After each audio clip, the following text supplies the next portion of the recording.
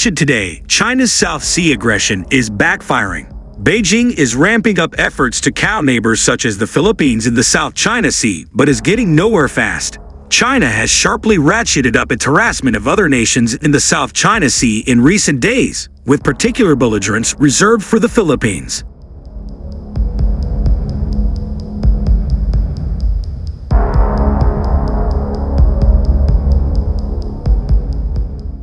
While China's aggressive behavior, including chasing away fishing vessels, attacking other ships with water cannons, and virtually smothering other countries' vessels with a swarm of Chinese Coast Guard and Navy vessels, has been going on for at least a decade, Beijing's non-stop aggression in the South China Sea risks becoming a likelier flashpoint for conflict than even the brewing great power contest over Taiwan.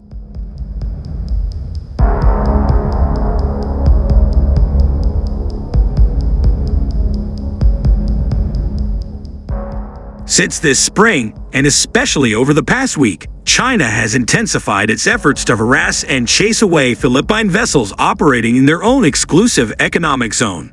More than 100 Chinese Coast Guard ships and so-called maritime militia vessels have continuously interfered with resupply missions to a Philippine outpost at Second Thomas Shoal, a tiny feature about 105 nautical miles off the country's western coast.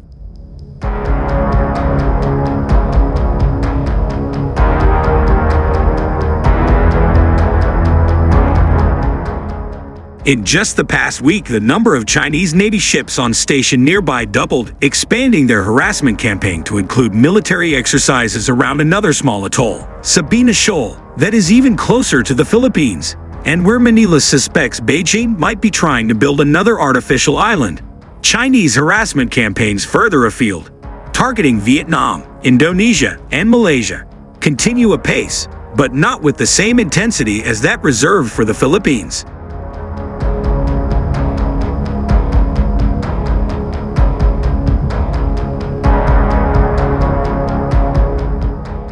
What's notable about the latest Chinese efforts is the lengths they seem prepared to go to interfere with routine Philippine operations.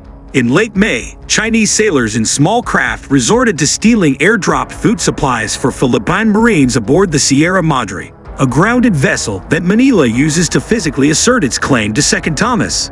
That same month, China also interfered with Philippine efforts to medically evacuate a Marine from the grounded ship.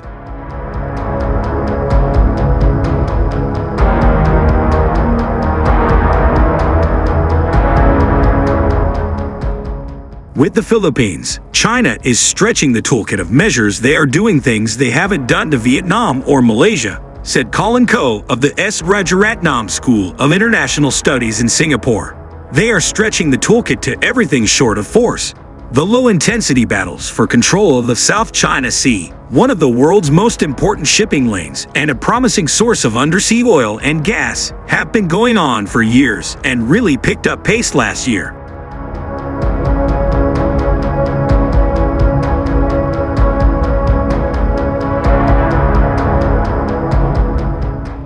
Beijing claims the entirety of the sea for itself on specious historic grounds, using its 9-line map and other artifices to lay title to tiny rocks and atolls hundreds of miles away from the Chinese mainland. Other nations, including the Philippines, Vietnam, Malaysia, and Indonesia, have their own robust territorial claims that rankle Beijing's expansive visions. For a decade, for instance, China has tried to chase away Vietnamese drilling rigs seeking to operate in Vietnam's own waters.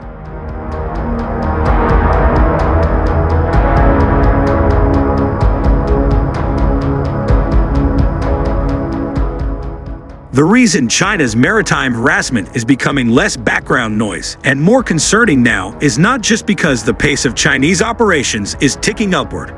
So too is belligerent Chinese rhetoric matched by growing Philippine resolve, backed by a decades-old defense treaty with Washington.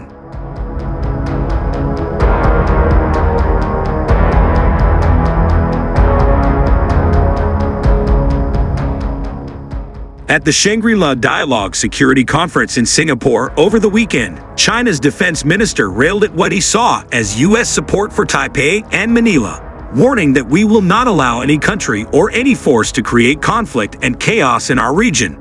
Other Chinese generals decried the foreign wolves trying to interfere in their backyard.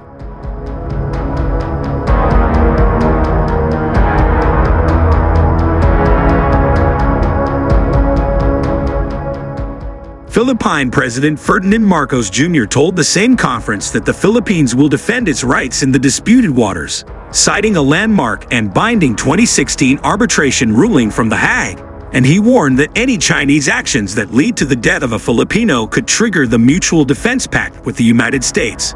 Washington already affirmed, in the last two administrations, that any such event in the South China Sea would activate the Mutual Defense Treaty.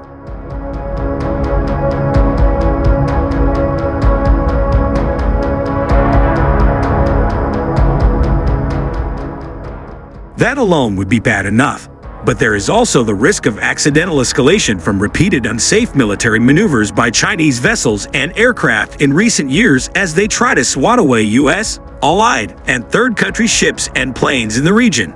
I believe the South China Sea is a far more likely trigger than Taiwan, said Gregory Poling, director of the Asia Maritime Transparency Initiative and a senior fellow at the Center for Strategic and International Studies.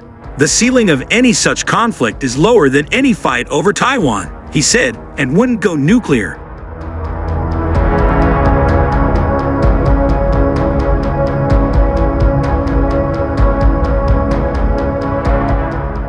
On the other hand, it wouldn't necessarily be a long time building. This is something we could wake up to, he said. But why is China expending so much energy, incurring so much international opprobrium, and risking outright conflict over what amounts to a handful of insignificant rocks?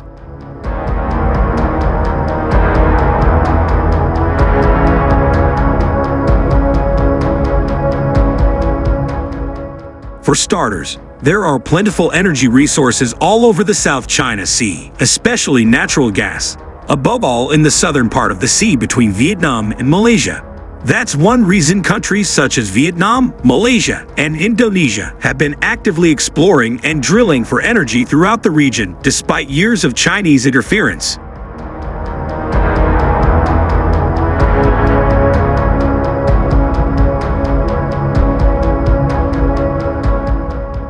China is busy drilling in waters close to its own shores, but the ample resources that Vietnam and Malaysia are seeking to tap over Chinese objections are of little use to China, beyond the fact that they are well outside any waters it could legally lay claim to. The gas deposits are just too far away from China to be pumped or piped back to the mainland. But those energy riches are ripe for the picking for nearby neighbors, who want to tap the gas and oil to limit their dependence on imported energy.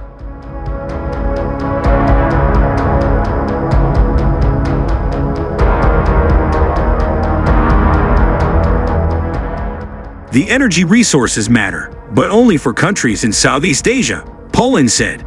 China just doesn't want them to have it. Ko pointed to another possible reason for China's insistence: the geostrategic importance, in Beijing's eyes, of those tiny features, especially those shoals close to the Philippines. China already has a hold on features farther west in the Spratly and Paracel Island groups, as well as nearby Mischief Reef. It's the eastern flank that looks vulnerable, including the continued Philippine presence at Second Thomas, which is supported by Philippine control of nearby Sabina Shoal.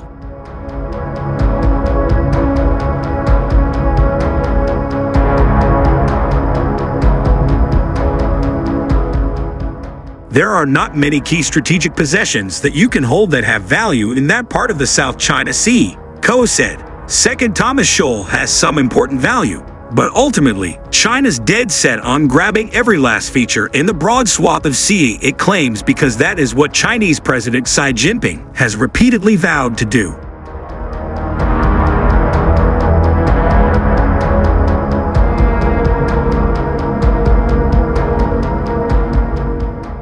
Since he took office, he has stressed the importance of China asserting its sovereignty over all the areas that it claims are Chinese, regardless of those claims' lack of support in international and maritime law.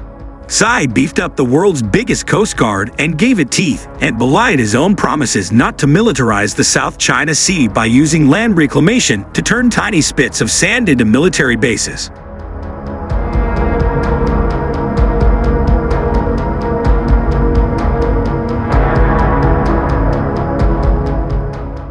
Tsai does it for political legitimacy and nationalism, polling said. He put all this in the first China Dream speech in 2013. He overhauled the Chinese Coast Guard and greenlit the island construction. The reason they cannot give an inch is because it is as much a part of the China Dream as the Belt and Road or reunification with Taiwan. The problem for Beijing is that its tactics aren't working. The Philippines has only become more assertive, especially under Marcos, who reversed early efforts at Philippine appeasement of China by his predecessor.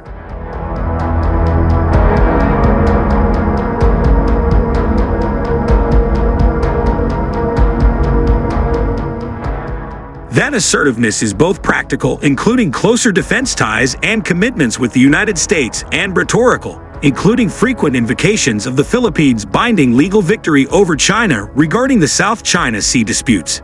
That reminder to China of its stinging legal rebuke has driven Beijing, after years of virtually ignoring the 2016 decision, to attempt to undermine it, in the process reminding everyone that the Philippines has international law on its side.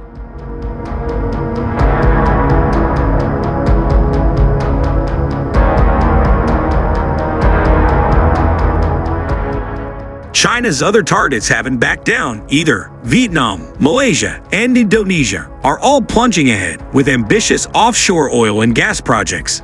All three countries have intensified maritime security cooperation with the Philippines to manage potential clashes in the region. The famously slow-to-condemn China grouping at the Association of Southeast Asian Nations finally weighed in on the worsening security situation late last year.